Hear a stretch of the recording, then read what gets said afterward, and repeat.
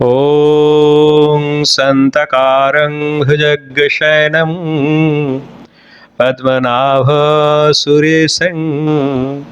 विश्वधारं गगनसदृशं मेघावर्णं शुभाङ्गं लक्ष्मीकान्तं कमलनयनं योगिर्भिध्यानं गम्यं वन्दे विष्णु भवभयहर સર્વલોકૈકનાથમ। આજે મે માસ 9 તારીખ શુક્રવાર હસ્તા ઓ ચિત્રા નક્ષત્રે પાણીગ્રહણ ચતુર્વેદી વ્રતોપનયન। હિન્દુ કેલેન્ડર મુતાબક વૈશાખ માસ 19 દિન મેષ માસ 26 દિନରେ પદાર્પણ କରିଛି। શુક્લપକ୍ଷ ଦ୍ୱାଦଶୀ ତିଥି ଚନ୍ଦ୍ର ଅବସ୍ଥାନ କରିଛନ୍ତି ହସ୍ତା ନକ୍ଷତ୍ର କନ୍ୟା ରାଶିରେ। ଆଜି ଦ୍ୱାଦଶୀ ଏକଦିଷ୍ଟ ଓ ପାର୍ବଣ ଶ୍ରାଦ୍ଧ। ଆଜି ହସ୍ତା ଓ ଚିତ୍ର ନକ୍ଷତ୍ରେ ବିବାହ ପାଣି ଗ୍ରହଣ ଚତୁର୍ବେଦୀ ବ୍ରତୋପନୟନ ଗୃହ ପ୍ରତିଷ୍ଠା ଓ ଗୃହାରମ୍ଭ କରଣୀୟ। ଯୋଗିନୀ ନୈಋତ୍ୟ କୋଣରେ ଅବସ୍ଥାନ କରିଛନ୍ତି। ଦିନ 2:41 ପରେ ଦକ୍ଷିଣ ଦିଗରେ ଅବସ୍ଥାନ କରିବେ। ଅତଏବ ଯୋଗିନୀଙ୍କୁ ବାମ କଡ଼ରେ ରଖି ଯାତ୍ରା କରିପାରନ୍ତି। ଆଜି ବୃଷ ରାଶିର ଘାତ ଚନ୍ଦ୍ର ବିଛା ଧନୁ ଓ ମୀନ ରାଶିର ଘାତ ବାର। ଆଜି ପୋଇ ଓ ବାଇଗଣ ଖାଆନ୍ତୁ ନାହିଁ। ଆଜି ଦିନଟି 12ଟା ରାଶିର ଲୋକଙ୍କ ପାଇଁ କି ଶୁଭ ସମାଚାର ଆଣିଛି ସେ ସମ୍ପର୍କରେ ଆପଣଙ୍କୁ କହିବା ପୂର୍ବରୁ ଅନୁରୋଧ କରୁଛି ବେଲ୍ ଆଇକନ୍ ଟିପି ଆମ ଚ୍ୟାନେଲକୁ ସବସ୍କ୍ରାଇବ୍ କରନ୍ତୁ। ଆପଣଙ୍କର ବ୍ୟକ୍ତିଗତ ସମସ୍ୟା ଥିଲେ ଆମକୁ ହ୍ୱାଟ୍ସଆପ୍ କରନ୍ତୁ।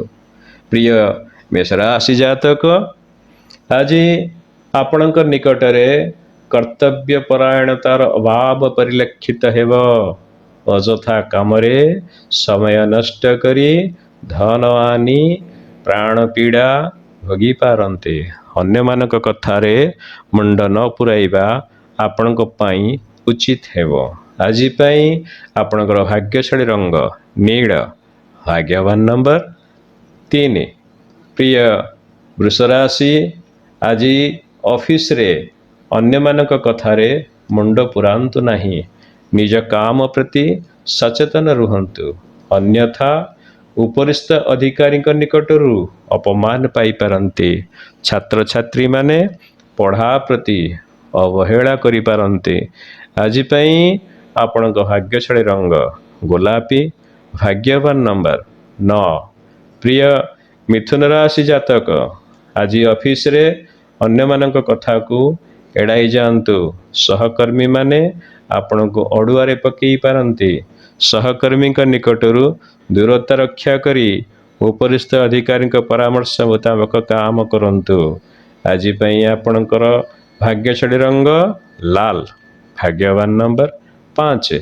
ପ୍ରିୟ କର୍କଟ ରାଶି ଜାତକ, ସରକାରୀ ସ୍ତରରେ ଅଟକି ରହିଥିବା କାମ ଆଜି ଚୂଡ଼ାନ୍ତ ରୂପ ନେଇପାରେ।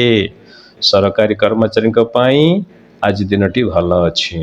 ପାରିବାରିକ ପରିବେଶ ହସ ଖୁସି ଭରା ରହିବ। ଆଜି ପାଇଁ ଆପଣଙ୍କ ଶୁଭ ରଙ୍ଗ ନାରଙ୍ଗୀ, ଭାଗ୍ୟବାନ ନମ୍ବର 6।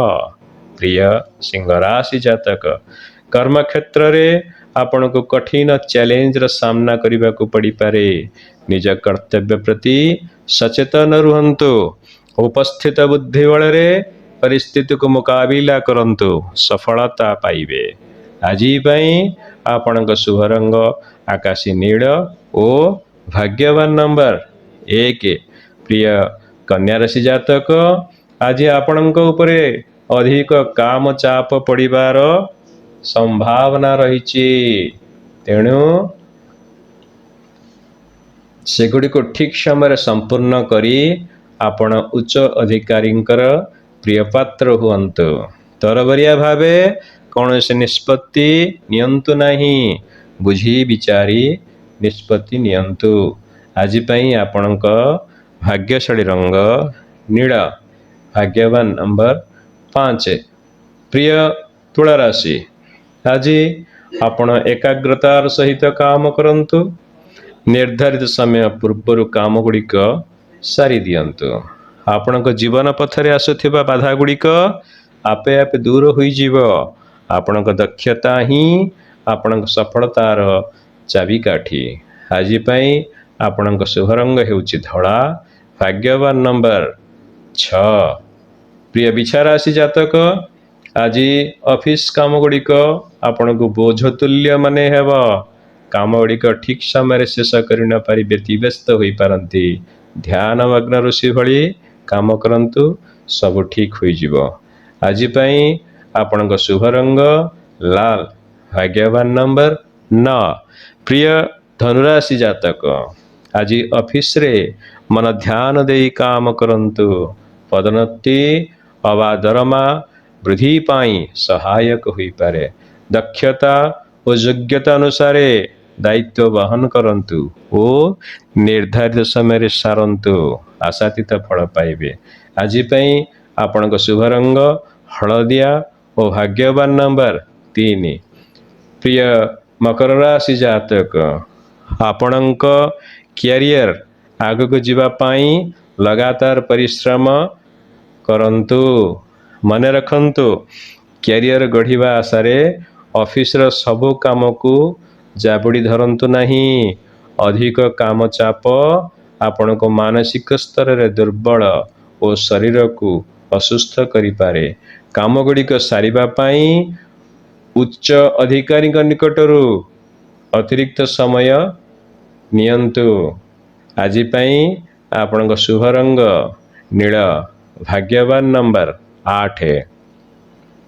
ପ୍ରିୟ କୁମ୍ଭ ରାଶି ଜାତକ, ଆଜି ଆପଣ ମାନସିକ ସ୍ତରରେ ଅନୁଭବ କରିପାରନ୍ତି ଯେ ଆପଣଙ୍କ ବ୍ୟବସାୟ କଳେବର ଦିନକୁ ଦିନ ବୃଦ୍ଧି ପାଉଛି। ମାତ୍ର ସତ କଥା ହେଉଛି, ବ୍ୟବସାୟ ଆଗକୁ ବଢ଼ିବା ପଛରେ ଆପଣଙ୍କର ଅବିଶ୍ରାନ୍ତ ପରିଶ୍ରମ ଓ ସହକର୍ମୀଙ୍କ ପ୍ରୋତ୍ସାହନ ଦାୟୀ। ନିରବତାର ସହିତ କାମ କରନ୍ତୁ, ଭାଗ୍ୟ ଉପରେ ସବୁ ଛାଡ଼ି ଦିଅନ୍ତୁ। ଆଜି ପାଇଁ ଆପଣଙ୍କର ଶୁଭ ରଙ୍ଗ କଳା, ଭାଗ୍ୟବାନ ନମ୍ବର 8। ପ୍ରିୟ ମୀନ ରାଶି ଜାତକ, କଠିନ ପରିଶ୍ରମ କରି ଉଚ୍ଚ ଅଧିକାରୀଙ୍କର ପ୍ରିୟ ମୀନ ରାଶି ଜାତକ, କଠିନ ପରିଶ୍ରମ କରି ଆଜି ଆପଣ ଉଚ୍ଚ ଅଧିକାରୀଙ୍କର ପ୍ରିୟ ଭାଜନ ହୋଇପାରନ୍ତି।